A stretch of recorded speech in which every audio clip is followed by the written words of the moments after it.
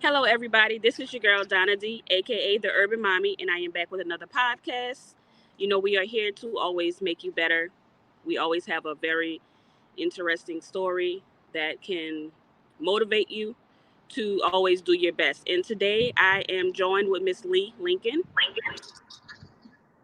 Hi, Hi. Leigh. Hi. Great to be here. Thanks. Would you tell everybody about yourself? Can you tell us who is Leigh? Well, I am the author of 4 inspirational novels. I was a single mother, which I understand you are as well. I raised my son to adulthood all by myself. So, yeah. And I became an author by accident. Wasn't something I was intentionally doing, but yeah, that's me. Great. So, did you always want to be an author? Nope, I was an avid reader. I was a homeless and poverty advocate for years, and while I raised my son, I just was out there struggling to help others who maybe were struggling like I was as a single mom. I never had much, which was okay. As uh, women who choose to raise our kids by themselves, uh, I especially chose to homeschool and work part time. So, yeah, I kind of put myself in a really wonky position by choice because I felt my son should be my priority. But I also gave to others. I helped homeless, I helped in soup kitchens, I did a lot of work. And so, yeah, I was doing all of these things and out there doing a lot of things. And just struggling to get by. And being an author was never on my radar at all. And again, I it was purely an accident. And there's a whole story behind this and how I ended up on this path. And so, Right. I so find something interesting. You said that it was a choice, and you also said you put yourself in that situation. But I don't even think it's really a choice when you're a mother and when you're a good mother. I don't even think there's another option. well, for me, I had a lot of people tell me that I should work full time. I should put my son in school. I should put my son in daycare. And I was like, no, this is. I always wanted to be a mom, and I wanted to raise my son and do everything for him. And I was like, yeah, no, don't tell me what I should be doing. It needs to be my choice, my decision. And so, yeah, homeschooling as a single parent is usually not done. I think I'm the only one I've ever heard of. So, but it was something I wanted to do. I wanted to be the best parent I could be, even though the situation was extremely different. And so, yeah, I went to all the homeschooling groups, and yeah, all of these parents were doing it as couples, and then there was me, the one single parent in the group. Right. So if you could do it again, would you? I most definitely would. It was hard. It was extremely difficult. I'm not going to sugarcoat this at all. Right. but but it was the right choice for me and my son. He will disagree vehemently, but I still think it was the right choice for us, because I raised him, not a bunch of strangers. And I'm not saying this is the right choice for everyone, but for us, it was the right choice. I got you. Okay. So can you tell me a little bit more? Sorry, it went out. About becoming, it's Homeless. okay. Yeah. About being an author. No, I would say you're homeless. Oh yeah, I worked in a lot of homeless shelters and soup kitchens, and I just volunteered anywhere anyone would let me because I just felt giving back was important, and to show that to my son was important. That it's not about us; it's about everyone. Everyone has something to give, and every life is valuable, no matter who they are or what position in life they have. And so it was important to show those things to my son, that it we all are human, we all have value. And so I wanted to make sure my son learned those lessons from a very early age. And so it didn't matter that, I was a single parent. It still was something I wanted him to learn. And so, yeah, we always were out there volunteering and doing something. Okay, that's good. So, do you think it made him into the person he is today? Did he keep those same values? I do believe he did. As an adult, I do think he has those same values, whether he wants to admit it or not. Right? Yeah, Good. yeah, I think I gave him a good foundation in life, and I think it's made him a strong man. Which I think is important. Extremely. Okay. So, can you tell me what inspired you to become an author? I know you told me there was a story behind it. What inspired you? Well, I was at this community meeting one night. The topic was of particular interest to me, and I had something to say. But the man who was leading that meeting that night pointed to all the other people in the room to hear what they had to say rather than me. The politician, the local businessman, all of these other people, he pointed to them and just ignored me. So at the end of the meeting, I went up to this guy and to try to say what I wanted to say. But instead of listening to me, he shut me down and he said, "You're just a woman. You're just a mom. You're just a volunteer. You don't have the right education." He gave me this whole list of excuses why he didn't want to listen to me. It would have taken him less time to hear what I had to say than for me to hear his excuses. So I went home that night extremely frustrated and angry. And I realized that this wasn't the only time someone had ignored me. I was not valued. I was worthless. I was weak. I was unimportant. I was invisible. And I realized that this was wrong on so many levels. And instead of taking my frustrations out on the guy, I started journaling and I just poured out my frustrations on paper. And I just did this night after night after night for several months.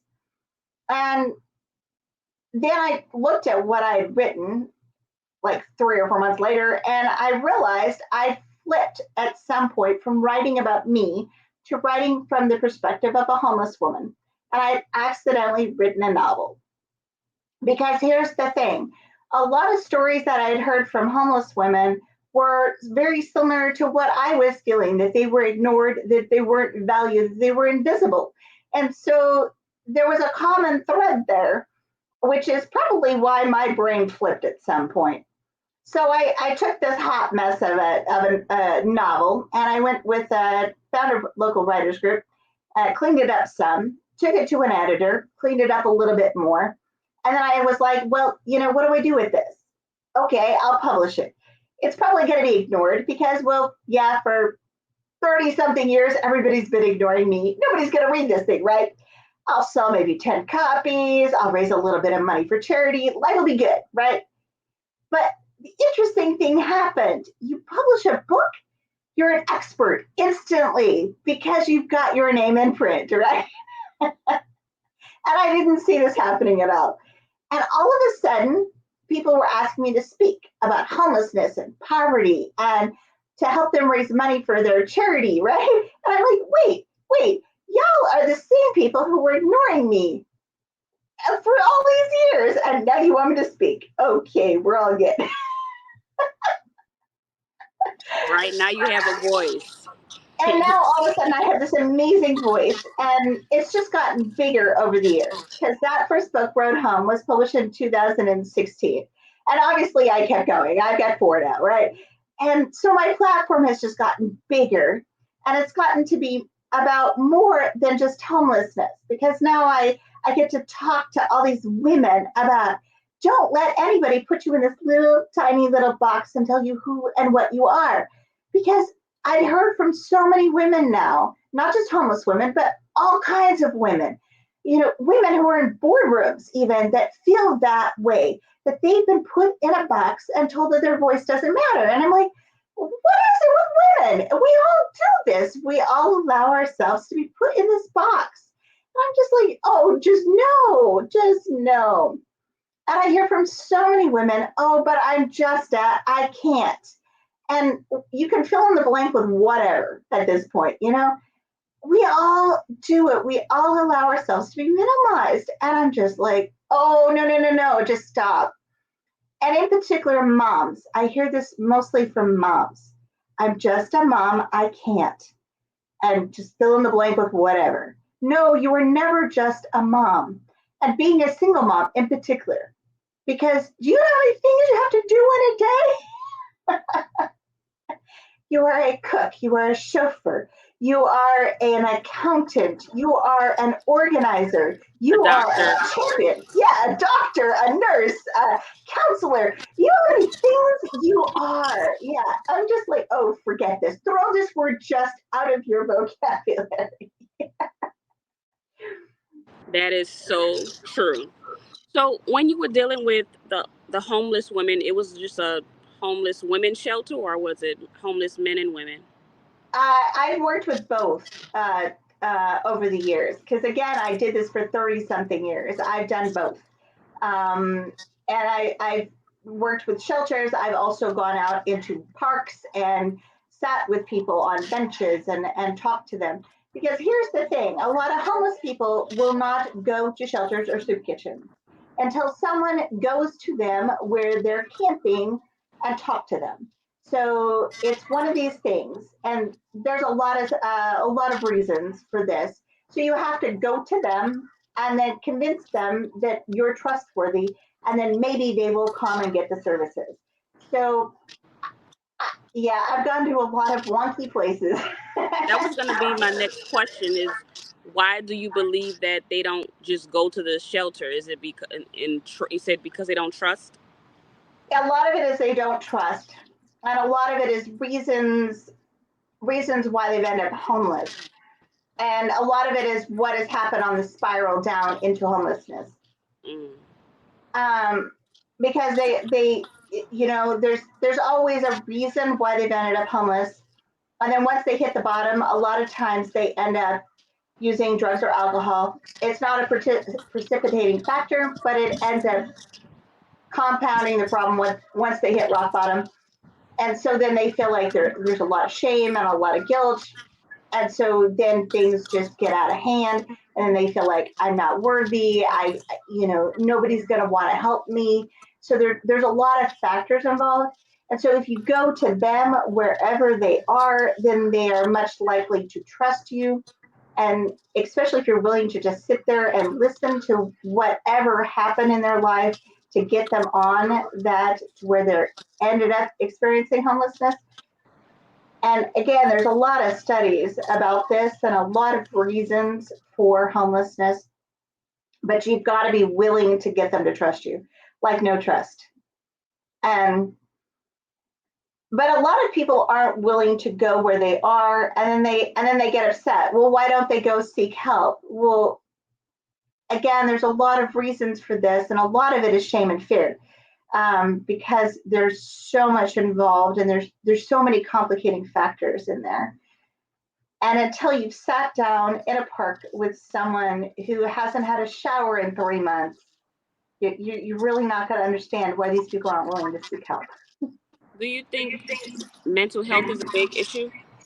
Mental health can be a big issue, and again, it doesn't come into play before they're experiencing homeless. It comes into play usually afterwards, because once they've been out on the streets for a while, then all of these issues tend to creep in. And it's like drugs and alcohol as well. That tends to not be a factor before, it tends to be a factor after. And that's one of the big myths around homelessness. A lot of people are like, oh, they're all addicts, right?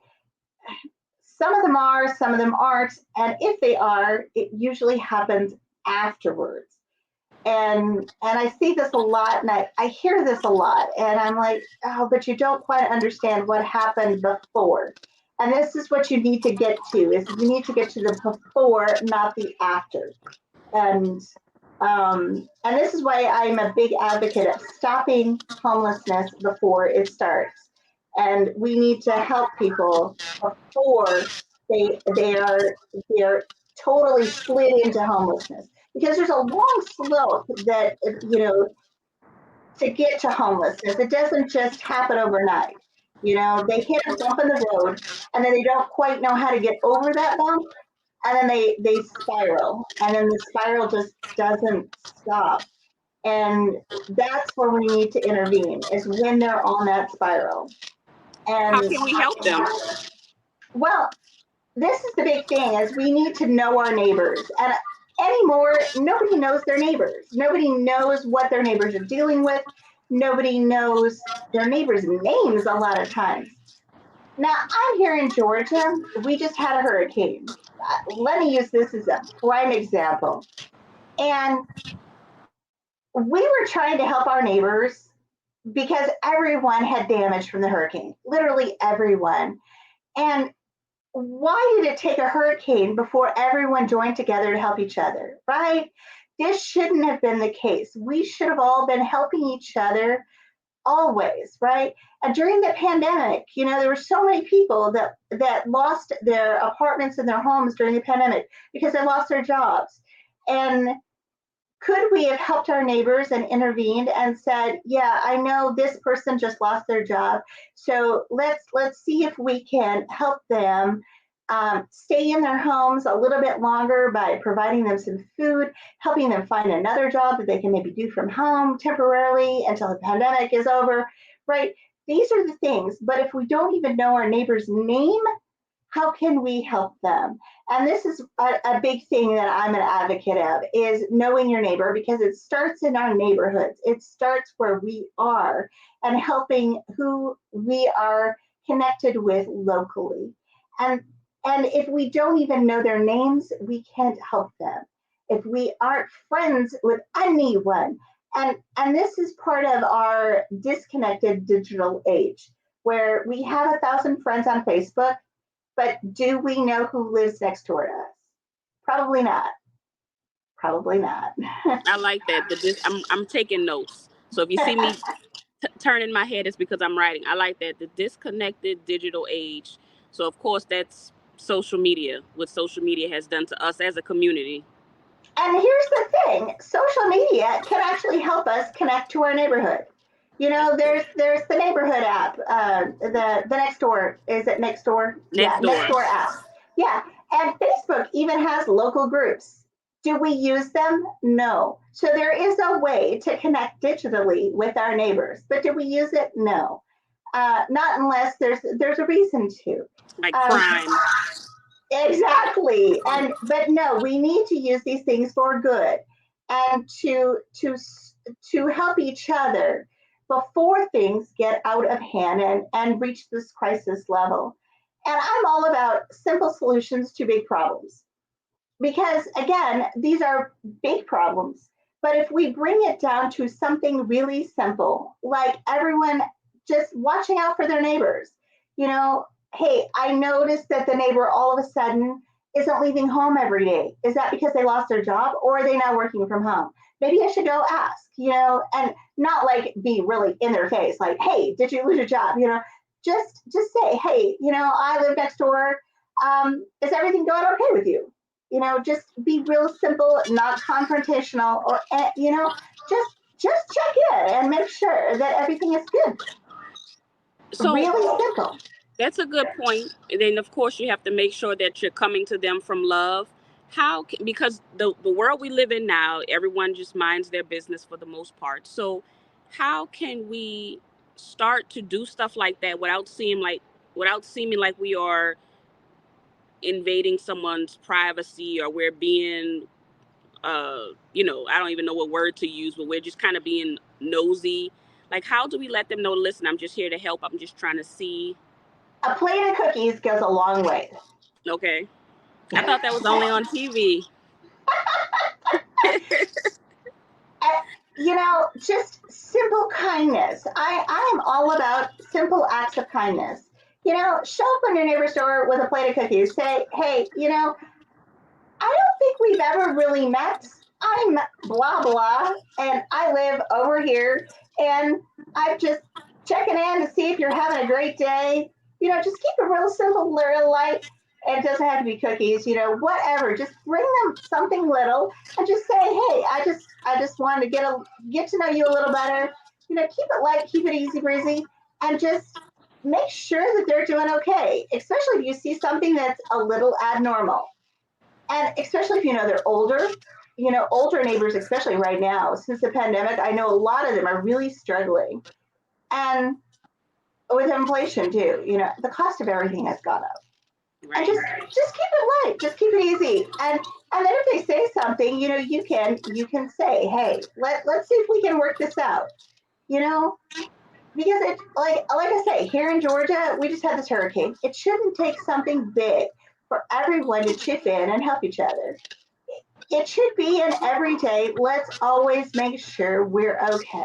Helping. That's And true. this used to be how we did things. This used to be normal. Let's bring this back. Let's make sure everyone's okay.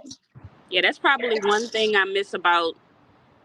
I don't want to say I miss because I don't. Yeah, I did experience it because when I was younger, that did happen. We had a very huge sense of community. But you're right. Like, I honestly, I don't really know my neighbors as much. I know my neighbors to the right and to the left of me. You know what? Let me take that back. My block is pretty good, but it took a while to get there, and I wish that we would be, we can be more like friendly toward each other. But I may try to go buy some cookies and drop them off. And these simple acts of kindness used to be a normal part of everyday America. And they've just gone out the window, and I don't know why and I don't know when. But we need to bring this back. And I a lot of agree. people say I'm kind of a Pollyanna, but we are so divided in this country. We need to just do simple little things. And this is how we stop the division, and this is how we start caring for each other. And this is how, again, we solve some of these big problems by making them small problems. And There's I think it's an African proverb. I may be wrong. I may have heard this somewhere, but there's a story that says, "How do you eat an elephant?" And the answer is one piece at a time. So I mean, exactly. I don't know where Yeah. that really came from, but I think I heard someone say it was an African proverb. So that kind of goes towards what you were saying. It may be a huge problem, but if we take little bitty pieces, you know, if we keep doing it, all that problem will go away. Yep.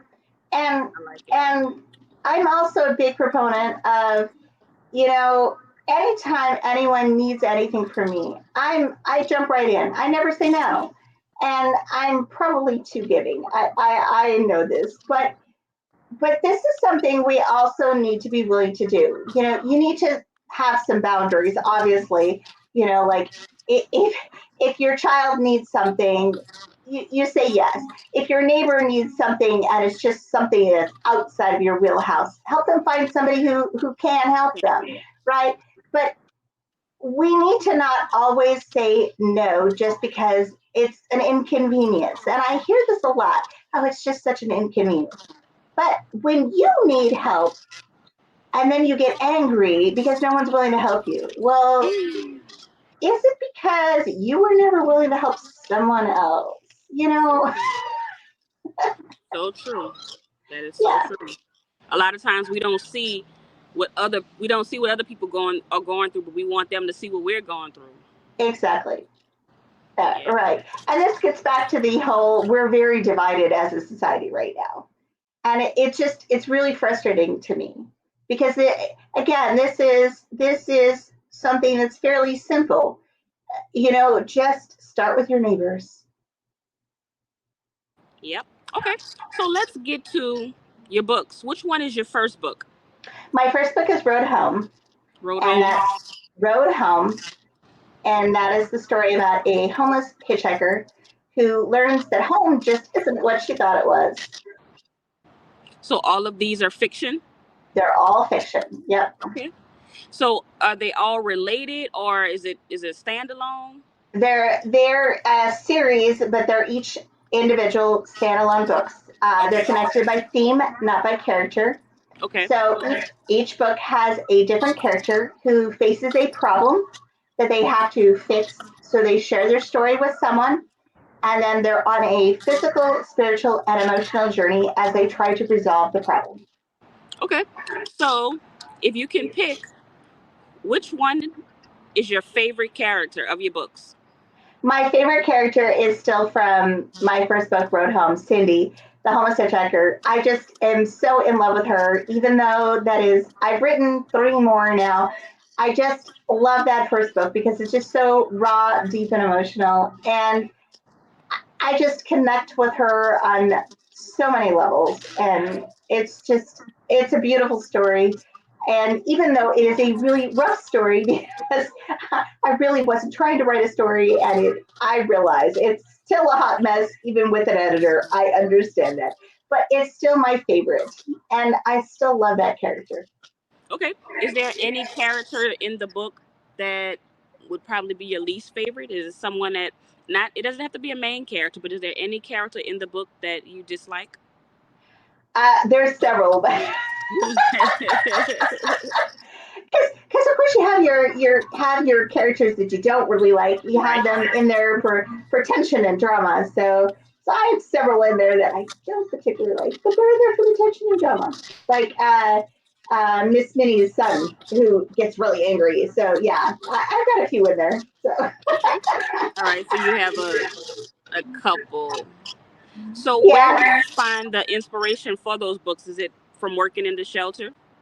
that first book totally was working with homeless women, and then as I've gone on, each book has different themes. So the next book, Road to Freedom, is about an immigrant from Cuba and Spain, and so that inspiration came from my travels to Europe and meeting immigrants in Miami, because I've spent a lot of time in Miami, and then. Finding the Real Road is about a woman with a really bad marriage. And so that came out of just talking to a lot of women who just really struggled in their marriages and trying to find themselves. And so that's where that book came from. And then The Road West also was about a woman who just almost had an affair and all her guilt. That also came out of talking to a lot of women who just really feel guilty over a lot of crazy things that they probably shouldn't feel guilt over, but they do because we women just tend to over dramatize a lot of things. And that also has a lot of travel in it because it talks about Spain and Italy and Cuba. So I love to travel. I'm always wandering somewhere. What's your what's your favorite place to travel? Spain. I go to Spain all of the time. I love Spain. And part of it is because of the culture. Yeah. This is a culture that they shut down for several hours in the afternoon so everyone can go home and take a nap. Really? Oh my gosh, it's a beautiful country. And then they have these at dinner time. You can have dinner at a beautiful restaurant and sit on their patio, and no one's going to kick you out. You can be there for 4 hours enjoying your wine and watching people walk by in the street, and no one's going to care. Unlike American restaurants where they'll kick you out after 30 minutes, right? No. And everyone is family. So like if you're there with a small group, like two or three people in your group, the people at the table next to you are going to pull you into their conversation and talk to you like you're part of their group, right? Wow. Because yeah, it's just amazing and fun, and they just are so warm and friendly, and I just love Spain. There's just something about their whole beautiful, crazy culture. Do you speak Spanish? Un poquito. Okay. Yo entiendo, no hablo. Okay. You understand it, you don't speak it. Exactly. So I get in a lot of trouble. A lot of trouble. Yes, I can imagine. So, with the exception of the first book, how long does it take you to write those books? It takes me about a year because I'm one of these people that, okay, I don't really know what I'm doing. So I throw spaghetti on the wall until something sticks. And so to get a book that's 50 to 60,000 words, I end up putting more than 200,000 words on the page. And then we whittle it down until we find some golden nuggets in there. So you don't self-publish; you go through a publisher. I self publish. Yeah, I totally self publish, but I work with this really amazing editor who is really good with helping me find those little golden nuggets in the middle of all my craziness. Yes. Okay. Um. So for the book, you said a Cuban immigrant, right? For the For the railroad, second one, yeah, the the Road second to one, Freedom. Road to Yes, Freedom. So yes, did you have to Spanish Cuban incorporate a lot immigrant. of? You had to Huh? incorporate a lot of Spanish in that one. That one has quite a bit of Spanish in it, which frustrates some people because I didn't translate all of it. But there was a reason for that. I wanted people to understand what it is like to be married to someone who doesn't speak the same language as you.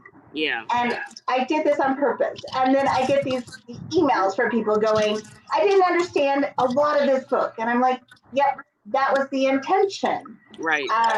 Yeah, because I know several people who have married immigrants, not just Spanish speaking immigrants, but other language, and they have this crazy dialogue with their spouses where only half of what they're saying is fully understood. And so I wanted people to fully get this misunderstanding. And so some of the Spanish is translated and some of it is not. And then there's this crazy misunderstanding between the couple. And I did this on purpose. And some people totally get it and they understand why I did it. And some people are like just getting frustrated because there's so much Spanish in there that's just not translated. And I'm like, yeah, okay, I'm sorry. But I did this for a reason. All right. So with the characters in your book, I know they're a series, but they're standalone. But do any of your characters go into other books? So like, does Cindy pop up in any of the other books? Nope, not at all. Well, okay. In the fourth book, Diamond is the mother of Amy from the third book. But I don't specifically mention that because I didn't want people to feel like they had to read the third book to understand the fourth book. So I was really careful how I did that. But if you've read both books, you see the tie. But if you haven't read both books, you can totally read both of them without missing anything. So I was really careful how I did that because I, as a reader, hate it when I have to read a series in order or I'm thoroughly lost, dazed, and confused. So I was really careful as an author how I did this so that people wouldn't have to read them in order or read both of those books to understand what was going on. I was trying to be respectful. Right. So do you have plans for more? Yes, my new book series is coming out this year, and it is called Path to Family. And the first book will be Lost Father, and it is a series on adoption. And so the first book is about the birth father, and it is totally from his perspective, and you'll see him as he slowly reveals everything in his life from the moment he got his girlfriend pregnant. Okay. So how did you get the inspiration to do that? Because I know you have to do a lot of research when it comes to adoption and the Yes, feelings that come along with it. That takes a lot of research. yes, I did a ton of research for this book. I started with my own story because I am adopted. And then I also interviewed various people who were adopted, people who gave up children for adoption, and families who adopted children. So the four books in the series will be from the birth father's perspective, the birth mother's perspective, the adoptive parents, and then finally from the child will be the fourth book. So yeah, I've been interviewing all kinds of people, and then I also went to Fort Sam Houston in Texas because the birth father ended up being an Army medic in Vietnam. So I went to Fort Sam Houston because that is where they train Army medics. And so I did a ton of research just for this first book, and then I'm ongoing more research for the next book, which will be The Birth Mother. I'm still working on the research I need for that book, which will be coming out next year. So yeah, this is an ongoing process doing research. I am research heavy when I do my books, And but that's amazing. yeah, it's a labor of love for me when I do my books. But all of my books, these four books, I've done tons of research on.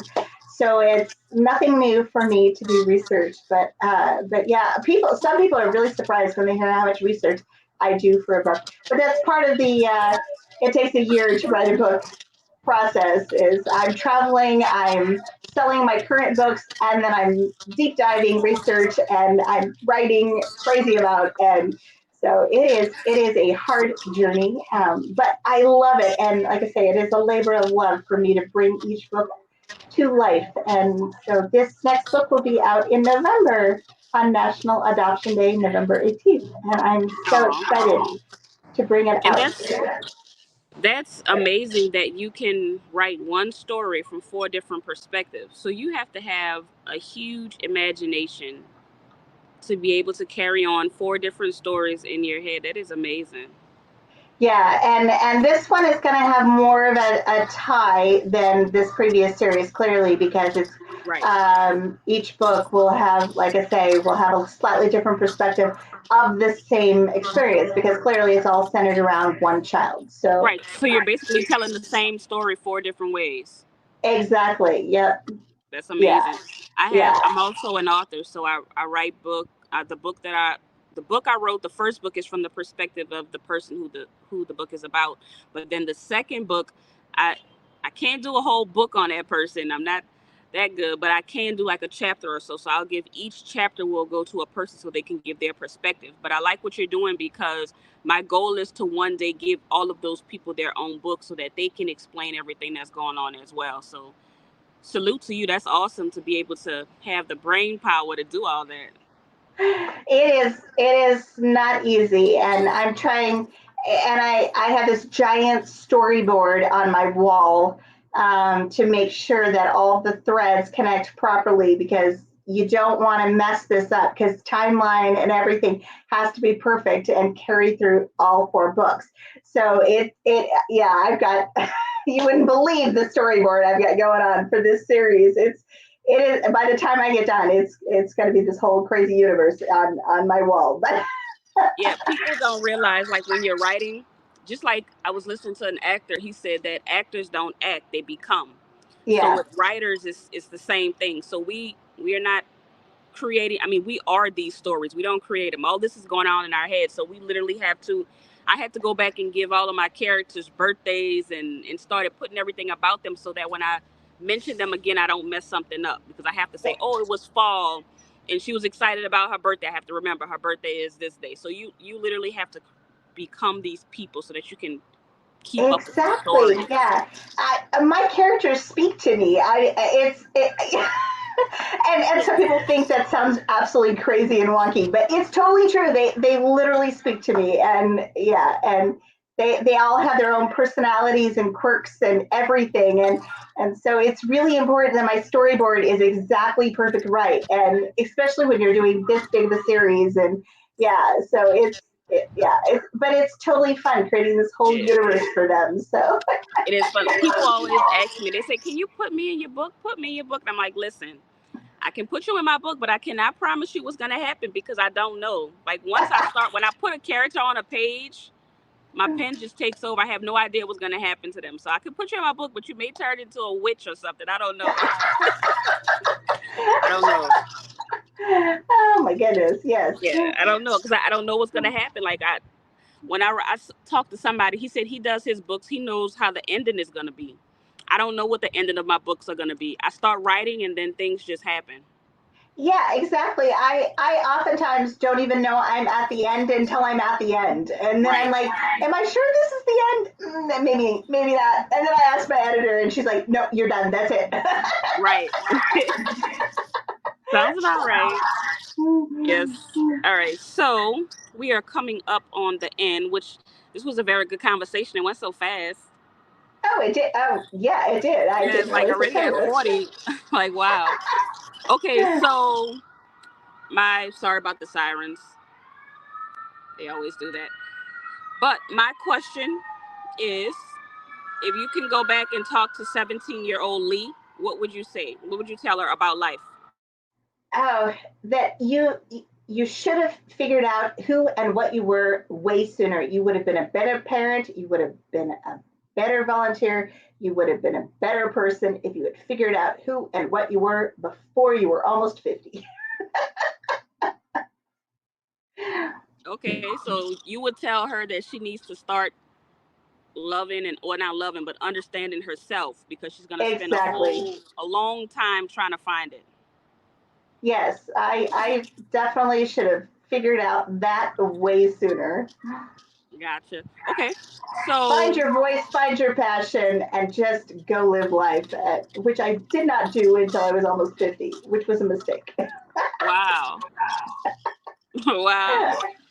Okay, so what about what would you, since you have so much experience with the homeless population, let's pretend there was a lady that came to you. She has two kids, single parent, and she is on the brink of becoming homeless.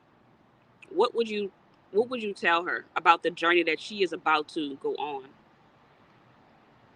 Well, I single parents who are about to become homeless, that is really difficult because if they identify as homeless, they're going to lose their children Oh, in really? almost every state. Yes. Really? I did not know that. Oh, yeah. This is why a lot of them don't identify as homeless and they end up in their cars or someplace else because they will lose their children. This is why a lot of schools don't ask kids if they're homeless because they know if they identify them as homeless, they will have to separate them from their parents. Well, I think here, I can't think of the name of the law, but there's some kind of law where they actually give the kids more if they're homeless. I'm gonna have to look it up. I won't send it to you. But that's Yeah, interesting. It's good to know. in a lot of states, they put the kids in foster care. Wow. Um, so I, when I've worked with women in states where this is the case, um, I've kindly helped them to places who are willing to help them and not separate them from their children. Because there are places that are willing to help no matter what, and it's a don't ask, don't tell situation. Um, Even in states where that is the situation. But this is one of the big tragedies in America is there are thousands and thousands of single moms who are homeless. And a lot of them don't ever come out of the woodwork and we will never know that they are out there. There a lot of them couch surf. They go from friend to friend to friend. And these are the ones we need to help the most, but they are the hardest to identify. Right. Oh, that's so sad. Hmm. Okay. So, where can people keep up with you, and where could they buy your books? The best and easiest way is to go to my website, which is leiglincolnauthor.com. It's Leigh Lincolnauthor.com. All of my social media is on there. You can purchase books directly from there. It'll direct you either to Amazon or you can purchase a print book directly from there that are autographed. Oh, wow, that's nice. Okay.